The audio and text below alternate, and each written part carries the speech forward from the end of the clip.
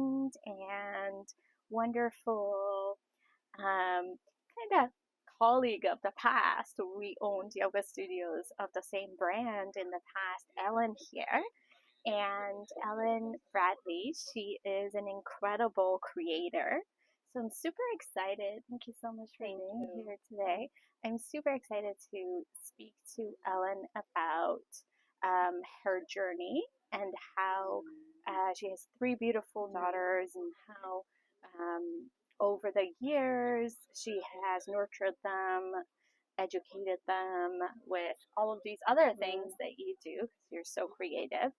And now they're kind of off they go. They're like so beautiful. And for all of you moms out there who are trying to do the right thing for the kids and maybe struggling a little bit with the educational system in North America, I think this talk will be really helpful.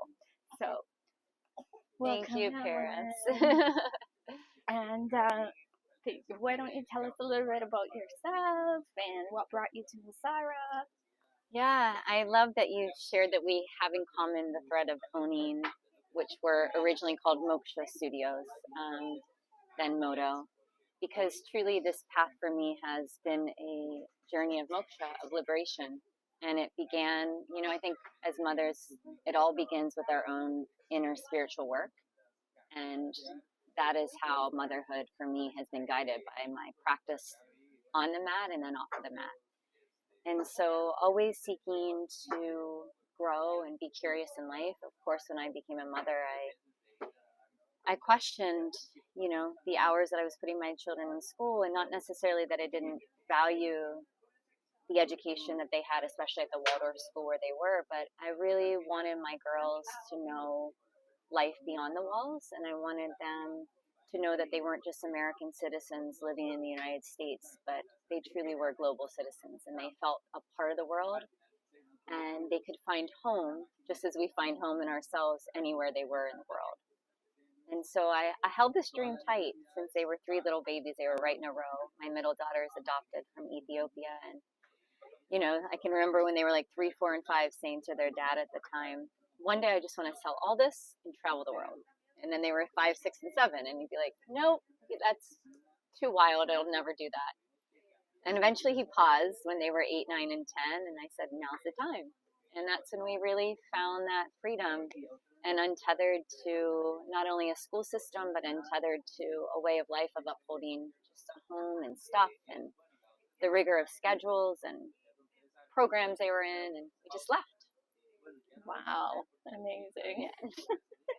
And that's where all the, I know that you had the global journey and you have an account where you showed everyone what that journey was about, and that's where it all kind of started. I'm sure you were creating before that, but it's funny. I was really more just creating with the studios. I opened one in Northern Kentucky, and it grew, and in the 8 years I opened 2 more. So yoga for me was really my passion, my drive. I was bringing hot yoga to the Midwest where it wasn't, and always curious to cultivate and evolve through the studios and offer different practices and ways.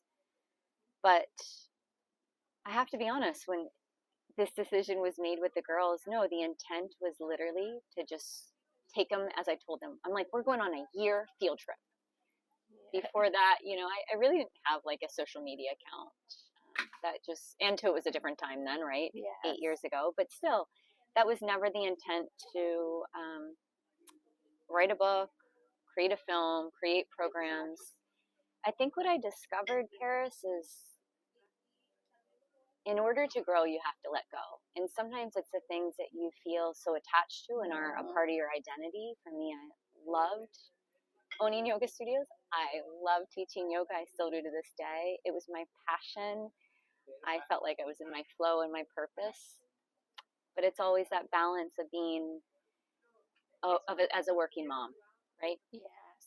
Your children, your job, what you love to do, being a mother. And I just knew that I can teach yoga my whole life. I could open other studios when I'm older, but there was only a certain time when I could really harness it to be with my girls and show them the world. And that's essentially how it happened. It's like, okay, we'll take a year away from the studios, they'll be fine. And let's just walk the girls through a field trip for a year and see what Mhm. happens. Right. Yeah. And so, yeah, no, I think it's so important to remember that we only have their attention Mm, and, you know, fully have them for a certain amount of yeah, years. so true. Yeah, and to find something that you love to do that also includes them. Like, I remember when I became a mom, one of the big things was, oh, well, you can't travel anymore.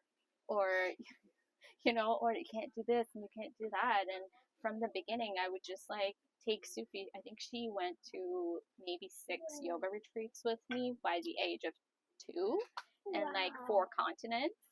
I would just take her with me. I was like, she's Why a not? part of me. So, like, she's just coming with me. There's Mm-hmm. no other Yeah, option, yeah. you know? And I think that it has really helped my children have a bigger mindset of like, oh, Mm, this life that I see in wherever my home is, like North America in this case, is not everything, and there are people who live differently, mm, and and I think that was a really important thing for me personally because I grew up in a different part of the world, and I went through totally different things, and I would never change that.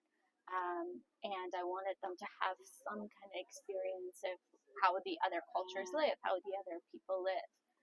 But going back to what you said, that your job and your career and your work and how you managed to kind of write a book and make a movie and mm, what everything that you've done, which is a mm. lot of creative projects.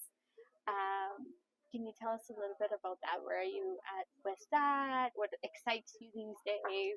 Everything excites me. I wake up ever inspired every day. Um, what I've loved the most is that choosing this wildly different path, for 1 year we thought has now become a different life. And that through it, there's been this merging and weaving of who I am as a mother and to the calling of what I'm supposed to do in a greater purpose in life. Mm-hmm. And, when I in the studio, similar to you, like my girls grew up in them. There was never separate like moms at the office because they were always in the office of the studio. Yeah.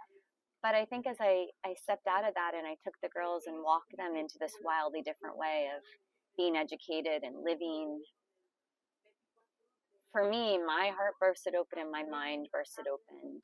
And I just saw the space where, especially as women, I want to inspire and encourage the bravery to listen to your heart, to listen to your intuition, and not let fear hold you back, not let the have tos of society, the conditioning of society, the systems of education. Because the reality is, I think most, especially mothers, know that there's something different, something more, but we don't know how to, or there's fear of like screwing up our kids, or our kids going to get into the schools, or it's been a system that's been around for a while. And I I mean, I have had the courage and the bravery to not have I doubted, yes, but have I stuck to my intuition even when I feel like for the past 8 years I've been walking through this dark jungle with no paved route, but the route has been guided by my heart. Truly, the brightest light that we all have, and I've never wavered from it in 8 years. And even when life's like, as it does for everybody, throws you upside down, I still, being a single mom now with the girls, it's like I still trust. And now I really feel called to be a voice in a bigger way because my oldest daughter, I don't want to say successfully she's graduated world school, but she has, and she's gotten into colleges with academic scholarships and some top schools that they've even written saying like we've never seen such a well-rounded experiential education that goes beyond anything any prep school could give. And I'd say the underlying aspect of it is really like comes back to who we are as humans, and that's human connection. It's like learning through the stories. It's learning in a sensorial way. It's learning when we're out of comfort zone, not in comfort zone. And these are the tool sets that I really believe our children need for today. You know, it's not to ace an algebra test or physics. It's resilience. It's flexibility. It's being connected to their creative power and thought. It's being aligned to their heart and know their intuition. And in some ways, it's revolutionary, but yet it's not, because it just brings us back to how we were. Wow. Yes. I love that. I want to repeat that for our listeners. That I think it's Montessori that says, follow the child.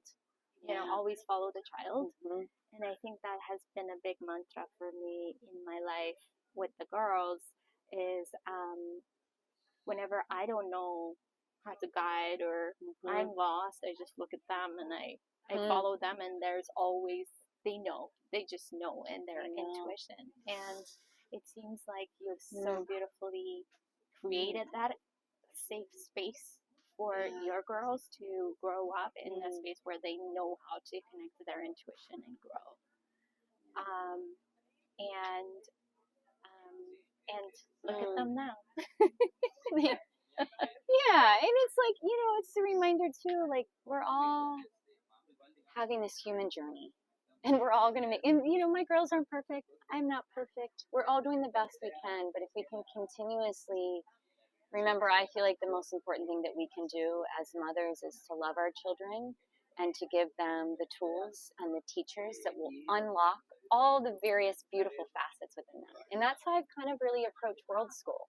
Like, I don't know if it's the master teacher that taught us in culinary in Thailand that will become the greatest teacher of one of my girls, or the wisdom that was imparted in 2 minutes with the tuk-tuk driver in Sri Lanka.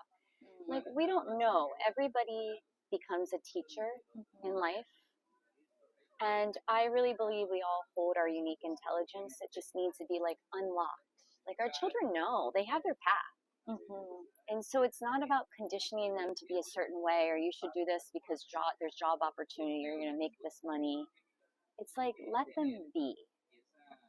Give them the tools to find themselves and know themselves, and the experiences in the world that will foster these gifts, these skills that are needed in this new day and age. Right. So for those of us who, our listeners who maybe can't make such a big change in their life and sell everything and travel, what are some of the things that you would recommend they can do even when their children are in a school system or life is, in a North American box? I love that you asked that, because I've been really mindful of the accessibility aspect, because you're right, not everybody can, or not everybody actually has the courage to do it. And so it's like, I love to reflect on my journey, because it's not like one day I just sold it all and we left. It was the micro actions every day. It's how we show up on our mats in the morning, how we wake in the morning, and where do we put our attention to intention in how we live. And for me, I always held the mantra every day to let go. And that could be just letting go of the stress of the day, but it could be letting go of what's weighing you down as a mom, the identities you think you need to uphold. But the letting go is the freedom, the moksha, to be able to do these micro actions daily to show up different. And when we do it for ourselves, and we show up like that as a mother. So I know this sounds, part of my journey has been going from the prep school where I thought I needed my kids in, right? Like, give them the best education even when they're little. And then being introduced, crazy enough, by Jess Robertson, a dear mentor, to Waldorf. And I was never raised as like by necessarily an earth mama hiking or camping or anything around Waldorf. And she introduced me to the Waldorf education, and that was wildly out of my comfort zone. And I decided to shift the girls. We shifted our girls to that education, which opened up this whole new way of parenting, and a whole new way too of like how you walk through the world and how you travel with your kids and how you live and the rituals that you intertwine. And, it was out of comfort, but I kept moving forward through that. And then from Waldorf is when I began to homeschool. And homeschool for me, I still sometimes am like, I'm not I don't want to say typical homeschool mom, but I have my own career and passions that drive me. It's not just being a mom.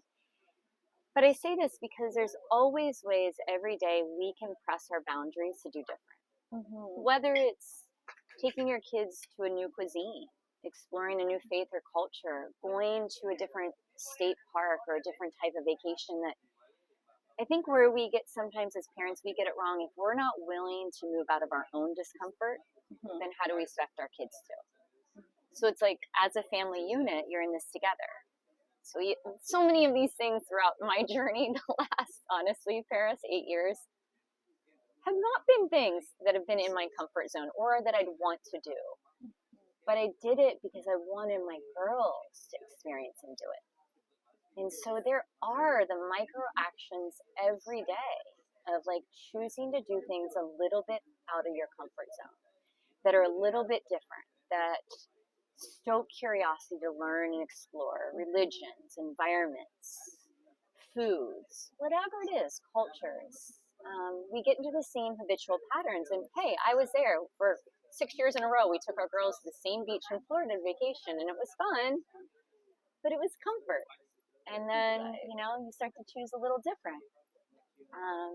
So I really believe, and two, if you do have a big dream of doing something wildly different, don't lose sight of it, because there is a power behind thought. There is a power behind manifesting. There is a power to never let go of a dream. I know some of my dreams that I've had and been working on, it's been for almost 10 years, and that's a lot of life. And I've never lost sight of it, because if you believe it, I really believe you can make it happen. Yeah, absolutely. Yeah. I mean, I feel like there has been times in my life where I'm manifesting something, and sometimes it takes years, but it has always, I don't know if it's the goals that you set or the thought behind the action, but it has always worked out for me. It really does work.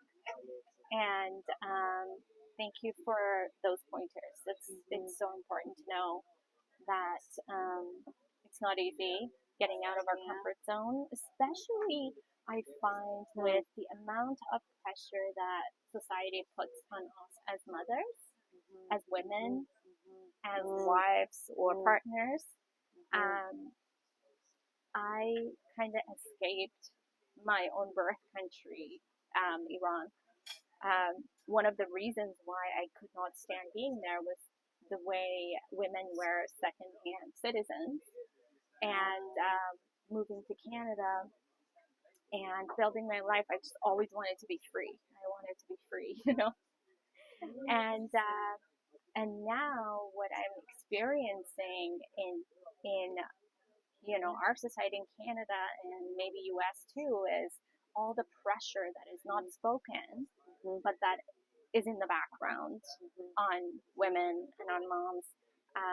In my own journey, making this huge change and moving here and taking the girls out of school, it's been really interesting, and there have been definitely obstacles and people in my family that have judged that move. I know. And I've had moments where I'm like, am I like a horrible mom? Am I making a mistake? Am I taking away their safety and their future?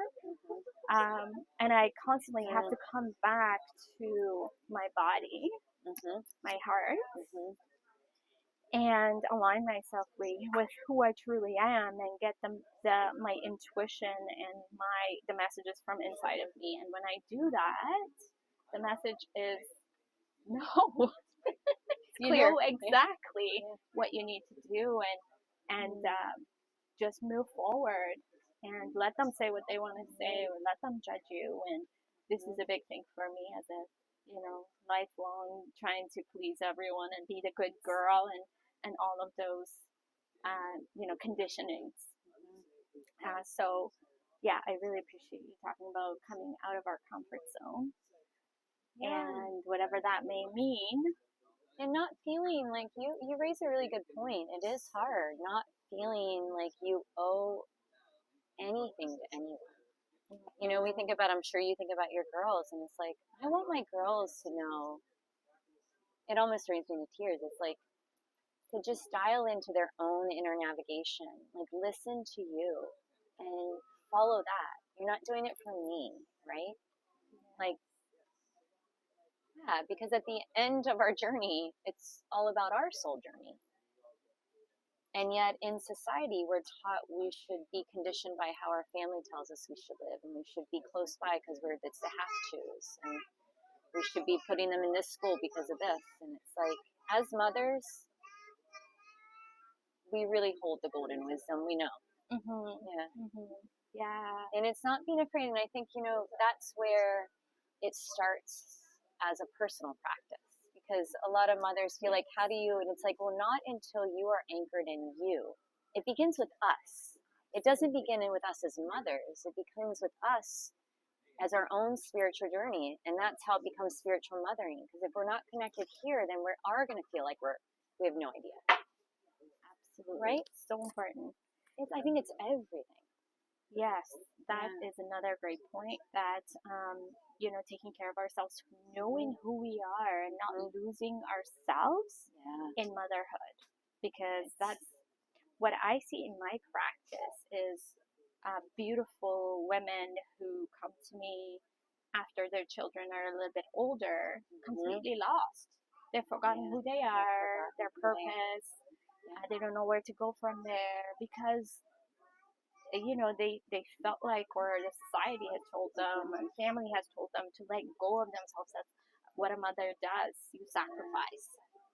And as much as I've been working with a lot of that, sacrifice, what does that mean with my children point, but I think there's a balance there in I can only help them see themselves to the level that I'm seeing myself, so they don't get lost. If I'm lost, it's almost like in therapy we have the co-regulation, right? Like Dr. Gabor Mate, who's my teacher, he says the best therapist is not the one who has all the tools and techniques. It's the one that is co-regulating with you, is the one that is fully there present with you, is the one that opens their heart to you. And how can we open our hearts and be fully who we are with our children if we have pushed away all of our desires and what we love in life and who we are? And so I think like the concept of self-care for mothers is one of the most essential things in their life. It's not a luxury, or it's not, and I don't mean self-care, go get a massage self-care, but self-care in getting to know who you are, knowing your body, mind, spirit, doing what you need to do on all levels to be fulfilled. And that's one of the things that really inspires me about you. Coming back to you. And so taking it back to education, I know that you do the Ohana Girls here in Nosara, and my girls absolutely love coming to your sessions. Can you tell us a little bit about how you have brought mindfulness and yoga and all of this wholeness into that kind of education, and how can moms at home bring a little bit of that to their households?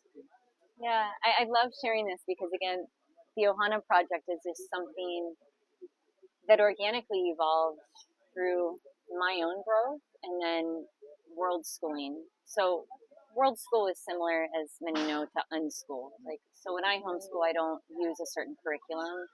I want it to be all organic, the weaving in of their interests with the people we meet, and there's no plan, right? Right. And it doesn't mean that we're just haphazard in how we educate, but it's like I really look to see who's around and how can they learn from the teachers that are around us and curate curriculum around that. So when I landed in Nosara, I had, of course, been in wellness for a long time, but in the Midwest, I wasn't around maybe necessarily. I was more one of the forefront leaders in the wellness industry, bringing hot yoga to that area. And I was astonished and ever grateful when I landed in Nosara to see this wealth of wisdom and brilliance by just amazing women all around me. Mm-hmm. And so whether that was around Ayurveda or crystals, astrology, human design, like my mind was blasted open because I was never around this. Mm-hmm. And I just saw the growth in me personally and as a mother and just as a soul. Like I felt like I was just ever illuminated and just kept getting brighter and growing by being around these type of women. And so as this is at a time when COVID happened then, and we decided to stay in Costa Rica, and my girls were becoming tweens and teens, and I just had this download. Truly, it was on a full moon here in Nosara, and I saw this curriculum come through, and I'm like, I feel so grateful to have been around all these women. How can I harness the wisdom and brilliance of women and create a master class for girls and take them through a year of self-discovery and exploration, giving them the toolbox that will allow them to navigate their change in emotions, their bodies, relationships, and world around them. And you were one of the 19 teachers that poured through in this hour, literally, that I wrote it all out. And I'm like, this is it. And the original concept was that the hub would be here in Nosara, and there would be pods around the world. So girls would be doing this around the world simultaneously to the group here. And that kind of expansive view never worked because of COVID and people being fearful of being in person. So I went ahead and offered it for the year, and it started with 20 girls and 19 master teachers. And what was beautiful about it was that it happened during a time when our family, like many's during COVID, split up, and the girl's dad left Nosara. And so my girls were navigating a lot of grief and a really difficult time, as I feel like so many people during that time were in their own way, because maybe the grief was death. And what it did for me was so beautiful, because it took this pressure off of me as a mom. And I recognized how, as women, it's like, when people live in tribes and in sisterhood in other countries, it's like the one mom doesn't have it all. We can't carry the weight of it all. We all have a brilliance and different tools that can inspire other children, right? And this is what happened with the girls. They were given some profound tools and inspiration by the master teachers of you and so many that helped them really navigate one of the hardest few years of their life.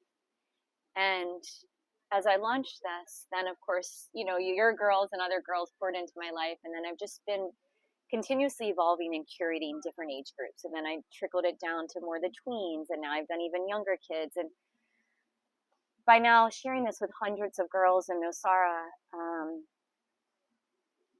I really believe that this is like a reinvention of education. It's a conscious curriculum that could be woven into public schools and mainstream schools, but it also could be a full curriculum of the reinvention of education. And this is what I'm excited about, because it's something that's, again, accessible to all, whether you're in a mainstream system, a public education, whether you're homeschooling or you're unschooling, but it's grounding in as mothers, as communities of women, of girls. And again, this program can go directly to boys, but it's right now I'm focused because I have my girls, but it's giving them ancient tools, yet modern day tools to know themselves. Upon knowing ourselves, then we can see that in each other. And then what happens? It's like when you shared your course on Ayurveda, all these light bulbs were going off as I was watching the girls take in this understanding, because it's like when we have understanding of the dosha, our own makeup, and then we know our friend right there is wildly different, and we understand the why, what happens in the judgment and bullying? right? There's already like this compassion that's curated and cultivated and a deeper understanding. This is why I'm so passionate about all this, because there's just so much judgment, which comes, I know, from fear and lack of understanding. So if we know ourselves and we understand ourselves, and then we understand our sister and our friend, peace will spread, compassion will grow brighter, and the world will become better. I don't know.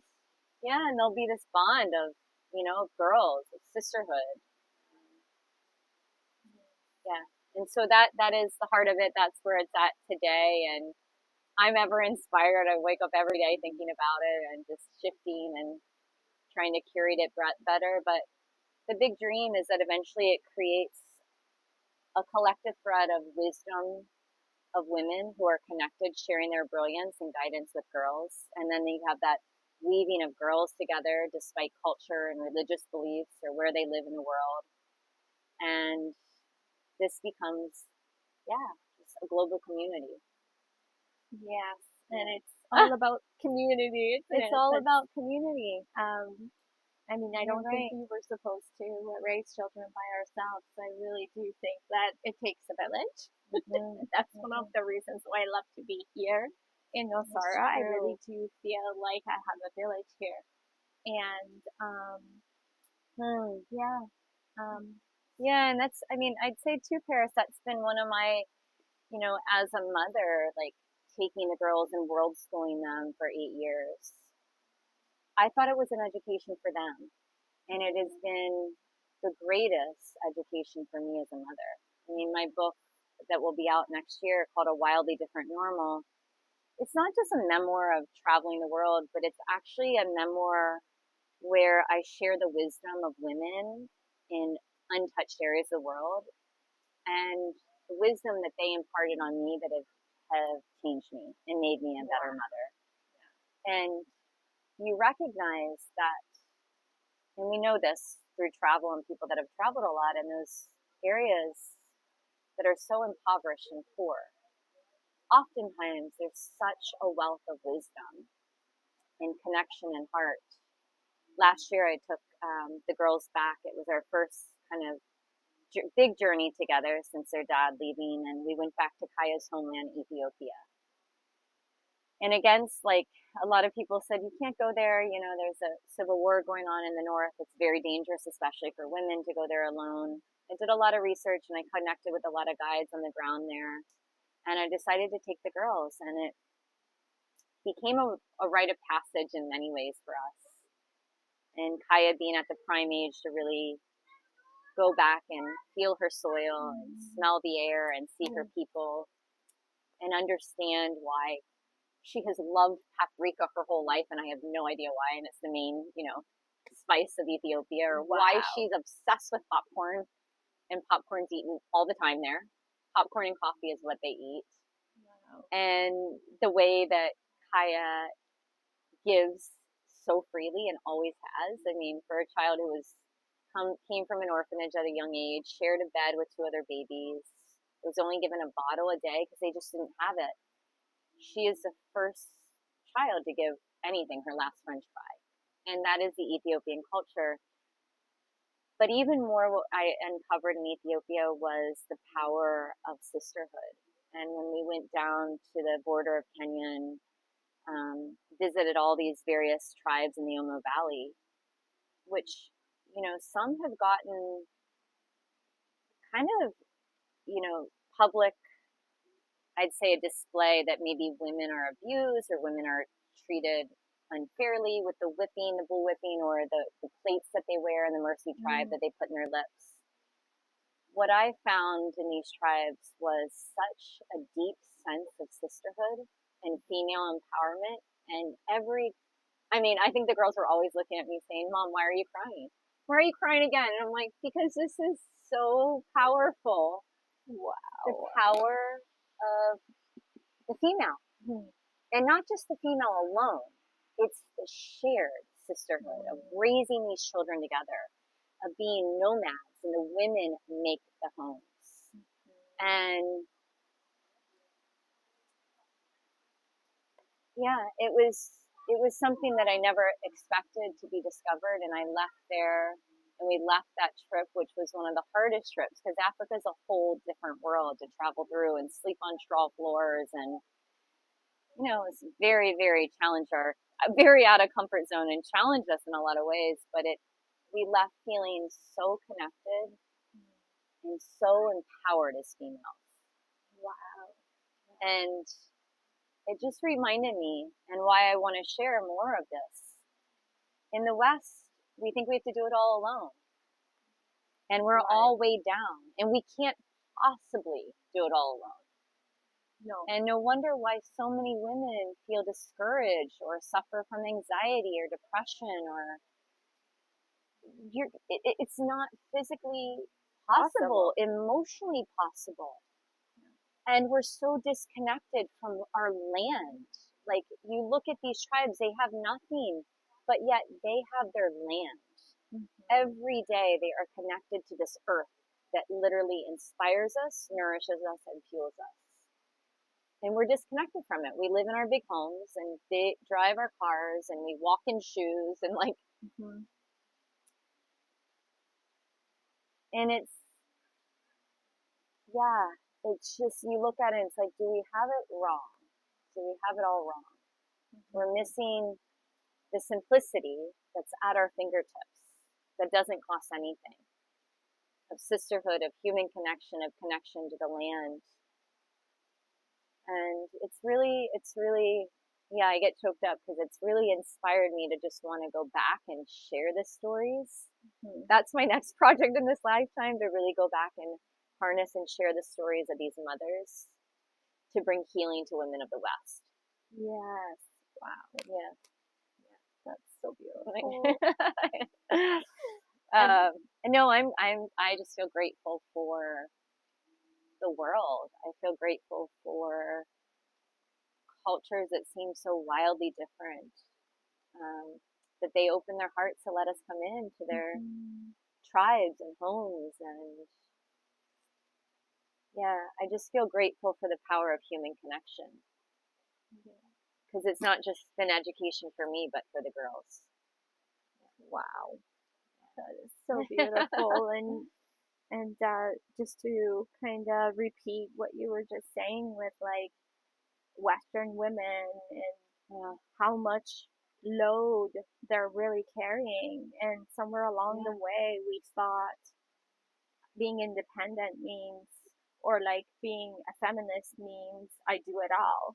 And it's like, it is not possible. And I think that's what we're paying with our mental health issues and our exhaustion. Like, I see so many women in my practice that are completely exhausted. Like, they've drained every bit of their energy source, and adrenal fatigue and hormonal issues and all of that when we hit menopause or premenopause is because of everything that we've been taking on.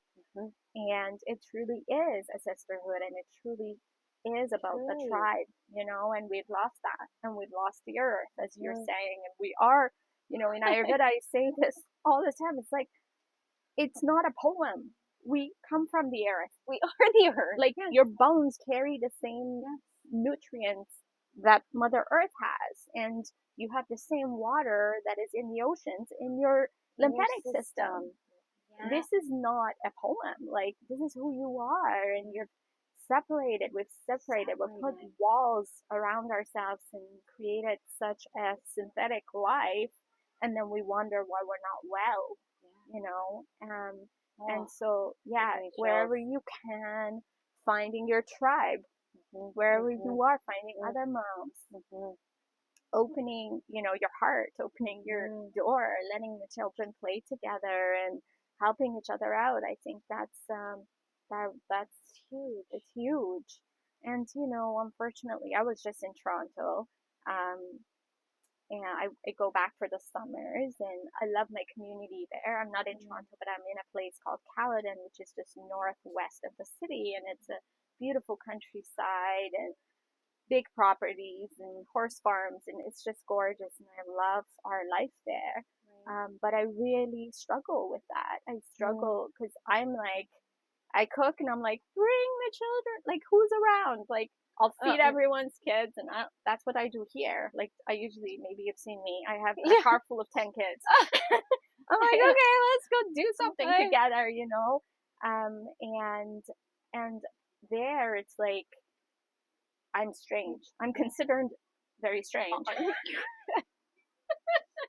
So it's like, what can we do to like make these a little bit more a part of our life and help each other out and not have like all these, I don't know what it is. It's like rules or we feel like we're taking too much from the other person when it goes both ways and it's hand in hand. So finding your sisters, sometimes we call them sister wife here. Sister wife. I have my sister wives here. There's a reason why tribes, all the women live together with the children. Right. Truly. I mean, you get it. Yeah. No, like, that doesn't mean leave the husband, but I'm just saying. They love the husbands, yeah, but they have their place and their masculinity and I think it's too like being vulnerable. I mean, it's like, I know vulnerability can be an overused word, but like it is about being vulnerable and opening yourself up. Because I feel like so often in Western world, like it's that go, go, go. And then like you build walls because you have to have will and fire to go, go, go, do it all. Right. Be the CEO, be the mom. It's like, and then you just start to become hard because you're pushing through. And it's like, and that's why I do love the physical practice of yoga, even doing camel every day. It's like, keep your heart open no matter what. Keep sharing, keep welcoming. Stay, like, we have to use our bodies first to stay open. So it's like literally breathing into your heart, like keeping your heart open to keep life open. Wow. Yeah. Yes. Yeah, right? Like, it's like, because you do, you think you see people even rounding forward. It's like, I got to get this done. I got to go here. It's like, absolutely. And then we're like literally closed off. Yes. And I think that in the West and North American society, they really like, the society really wants us to close up and be like this and do our 9 to 5, do our job and, you know, just be healthy enough to get the job done. Right. And then, so I think that I emphasize this a lot with all my clients and all the women in my life in the West is that you really have to become almost like you have to be so strong and so like focused and clear, bring clarity to your mind to find things that work for your family and not kind of give in to how things are normal, the norm of the society. Well, everyone's doing it. You know, everyone is, I watch my neighbors or friends and everyone works a 9 to 5 job and there's nothing wrong with that. But like, and then they're so exhausted, they work to their bones, and then on the weekend, then what do? You're like, oh, let me have a glass of wine because like I really need to check out, or every night having a glass of wine, and it piles up, you know. So choosing what goes not just in your body physiologically, but your mind, your experiences, your spirituality. I think that we're in a place where there's a spiritual war going on in our world where it's like you really have to work hard and put the effort into to find your spirituality and to find what makes you connected and to find what makes you whole and fulfilled. It could be yoga. It could be, it's really good to do that with something that is connected to your body because our body really is intelligent and it has its own vibration and it will tell you. The body never lies. That's why yoga works so well, you know. So like to your point, open your heart. Like, do camel every day, like and the answers come to you. You know, that's true.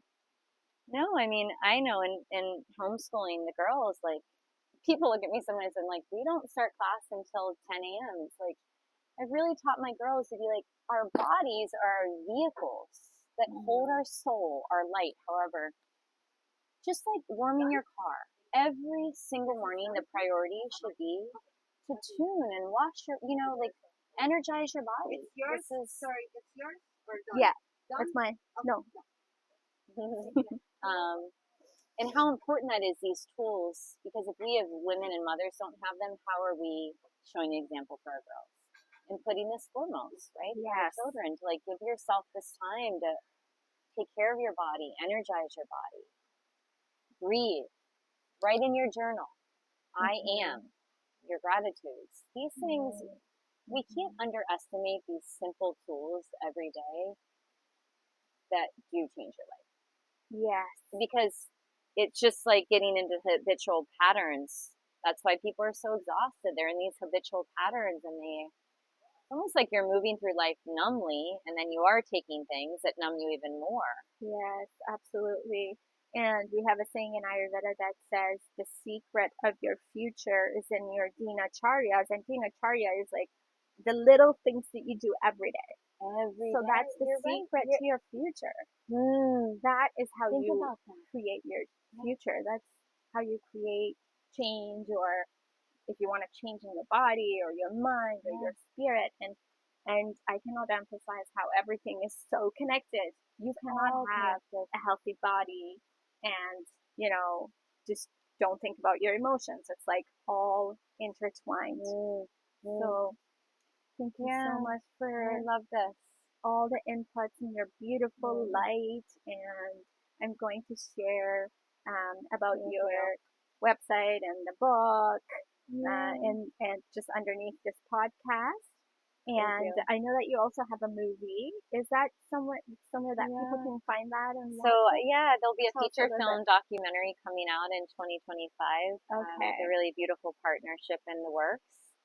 And it's called Untethered. And it's essentially just the lens of watching my 3 girls over the last 9 years grow up wildly different, but how it looks to walk them into the world untethered. And how as a mother it looks to untether from the shoulds and the have tos. And I think it's inspiration to begin to redesign your life and walk a path of redesigning education, and then truly like celebrating the world and seeing our differences as the greatest doorway to education for us all. So I'm really excited. Amazing. We can't wait for that to come out. And